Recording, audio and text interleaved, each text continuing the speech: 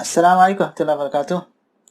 नाज़रीन, जो लोग इस चैनल पर पहली बार आए हैं, नए हैं, उनको बता दूं, मैं सबसे पहले एक छोटी सी कहानी, एक छोटा सा वाक़या सुनाता हूँ। हदीस की किताबों से लाकर आप लोगों के सामने रखता हूँ और कहानी सुनाने के बाद उस वाक़ये से, उस कहानी से हमें क्या क्या बातें सीखने को मिलती हैं, 2-3 बातें आप लोगों के सामने रखता हूँ। आज आप लोगों के लिए एक छोटा सा वाक़या लेकर आया हूँ जो सही बुखारी, सही मुस्लिम और सही इब्न हिब्बान में मौजूद है। स्क्रीन पर आपको हदीस नंबर दिखाई दे रहा है।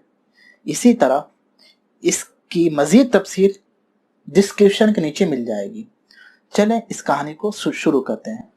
इस कहानी के रावी हैं हज़रत अबू क़तादा रज़ियल्लाहु ताला अन्हु। कहते हैं, एक दफ़ा हम लोग नबी सल्लल्लाहु अलैहि वसल्लम के साथ बाजमात नमाज पढ़ रहे थे, नमाज अदा कर रहे थे। सारे लोग नमाज में मशगूल थे। इसी दौरान नबी सल्लल्लाहु अलैहि वसल्लम ने चंद लोगों के दौड़ने की आवाज़ सुनी। नबी सल्लल्लाहु अलैहि वसल्लम ने चंद लोगों की बातें करने की आवाज़ सुनी। नबी सल्लल्लाहु अलैहि वसल्लम ने नमाज में शोर शराबा सुना। तो नमाज ख़त्म होने के बाद सहाबा कराम से नबी सल्लल्लाहु अलैहि वसल्लम ने पूछा, दरियाफ्त किया, क्या माजरा है, क्या किस्सा था? मैंने नमाज के दौरान शोर शराबा सुना।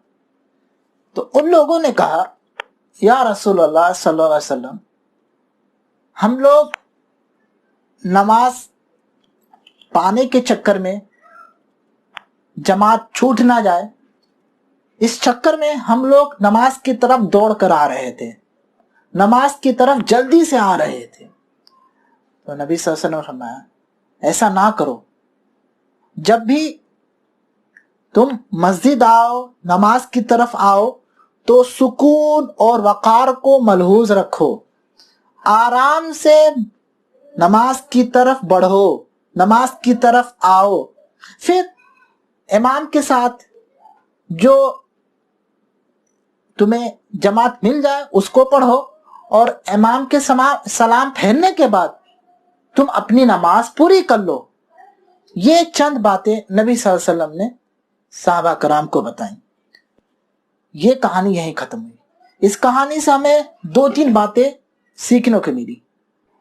पहली बात, अगर कोई उज़्र नहीं है, अगर कोई मुश्किल कुन हालात नहीं हैं, जैसे कि आज सारे आलम में कोरोना वायरस फैला हुआ है, लोगों को परेशान करके रख दिया है, अगर इस तरह के हालात नहीं है तो हमें मुसलमानों को बाजमात नमाज पढ़ने का हुक्म है। जैसे कि सहाबा करम खा सर्दी हो या गर्मी हो, वो नबी सल्लल्लाहु अलैहि वसल्लम के साथ बाजमात नमाज पढ़ने का एहतिमाम करते थे। दूसरी बात, नमाज ये अल्लाह रब्बुल आलमीन और बंदे की मुलाकात का नाम है। अल्लाह रब्बुल आलमीन के सामने हाजिरी के लिए बाअदब होना पड़ता है। नमाज की तरफ बढ़ते समय, नमाज की तरफ, मस्जिद की तरफ आते वक्त आहिस्तगी और इत्मीनान और सुकून से आने से हमारा दिल नमाज में लगता है, हमें नमाज में मजा आने लगता है, हमारी दिलचस्पी नमाज में और बढ़ने लगती है।